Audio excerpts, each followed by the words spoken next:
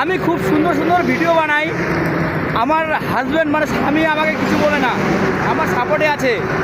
কিন্তু আমাদের পাড়ার কিছু কিছু মহিলা আমাকে খুব খারাপ বলে, এবং কি আমার হাজব্যান্ডকে বলে যে তোমার স্ত্রী এগুলো কি করে বন্ধ করতে পারো না, তোমার কথা কেন শুনে না।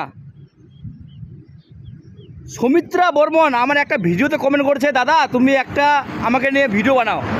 তাই আমি আজকে ভিডিও বানাতে বাধ্য হলাম।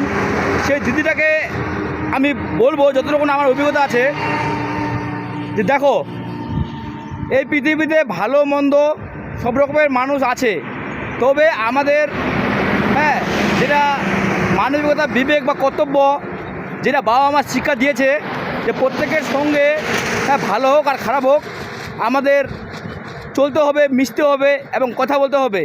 যার কাছে যেমন তার কাছে সেমন। কখনো মনের মধ্যে অহংকার করা যাবে না, সে যতই খারাপ হোক না কেন। যা কিছু রাখবে তুমি মনের মধ্যে রাখবে গেঁথে সারাটা জীবন। তোমার স্বামী তোমাকে সাথ দিচ্ছে, এটা আমার খুব খুশি লাগতেছে শুনে, এবং কি নিজেকে গর্ব লাগতেছে। আর দিদি একটা জিনিস মনে রাখবে, যে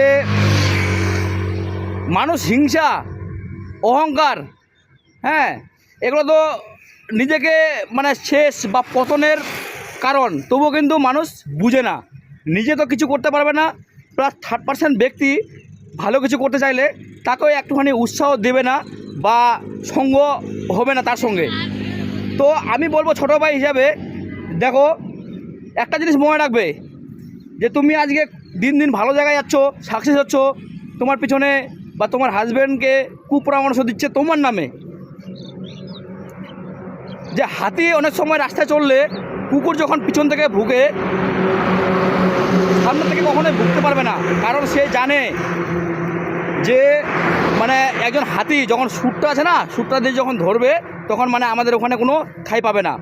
তো তাই আমি বুঝাতে যাচ্ছি যে তুমি তোমার মতো করে চলতে থাকো মনোযোগ ইচ্ছা দিয়ে। কে কী বলছে না বলছে সেটা কোনো কান দিয়ে কোনো লাভ নাই। তোমার নসিব কপাল ভালো যে তোমার স্বামী তোমার সঙ্গ আছে, বা তোমাকে সাথ দিচ্ছে, বা তোমার ভিডিও দেখে খুব খুশি হচ্ছে।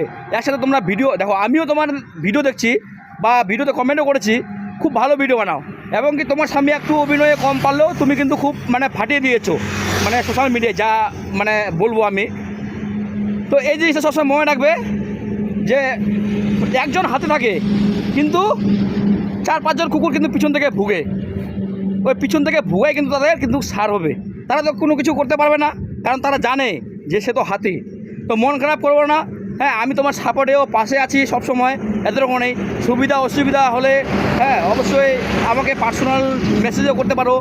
আমার ফেসবুকে আমার মেসেঞ্জার খোলা আছে অলরেডি, নাম্বার দেওয়া নেই কারণ অনেকে বিরক্ত করতে পারে ছেলেবেলে, ওই জন্য আমি নাম্বার দিইনি। তো মেসেঞ্জারে কল করতে পারো, আর এমনকি হোয়াটসঅ্যাপও খোলানো আছে।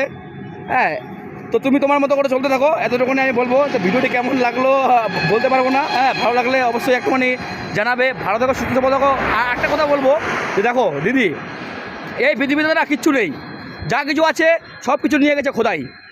যদিও একজন বিবাহিত মেয়ে ছেলের কাছে তার স্বামী সবথেকে কিন্তু কাছের এবং শক্তিশালী, এবং কি তার অন্তর থেকে জান প্রাণ দিয়ে তার স্বামীকে ভালোবাসে। যদি তার স্বামীর কাছ থেকে পুরো থার্ড পার্সন মহিলা কাছে ভিড়ে, সেই স্ত্রীটার কিন্তু কলিজা ফেটে যায়।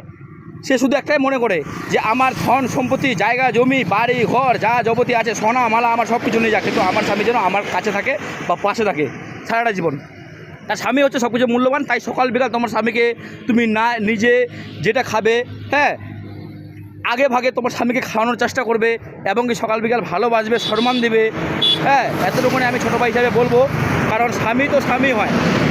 আর স্বামীর কাছে ভালোবাসা পাওয়ার দায়িত্ব হচ্ছে সব কিছু নিজের কাছে। যেরকম ভালোবাসা দিবে, সারাদিন পরিশ্রম খাটাখাটনি করার পরে সন্ধ্যাবেলা যদি একটুখানি নিজের স্ত্রীর কাছে ভালো মন্দ কথা, ভালোবাসার মধ্যে একটা ভাগ আছে, এই জিনিসটা আমি তোমাকে বলে দিচ্ছি। কোনো সময় যেন নেগেটিভ ভাববা না। ভালো মন্দ কথা বলবে, কাছে ফিরবে, যখন ভাত খাবে তখন একটুখানি পাখাটা এরকম করে হুকাই দিবে। এতটুকুনি আমি বলবো। মিলেমিশে থাকো, যুক্তি পরামর্শ করে ময়না পাখির মতো সকাল বিকাল মুখামুখি ছড়াছড়ি করে তেঁতুল পাতার বিছানা হয়ে থাকো। এই পর্যন্ত আমি ভিডিওটি শেষ করছি। বাই।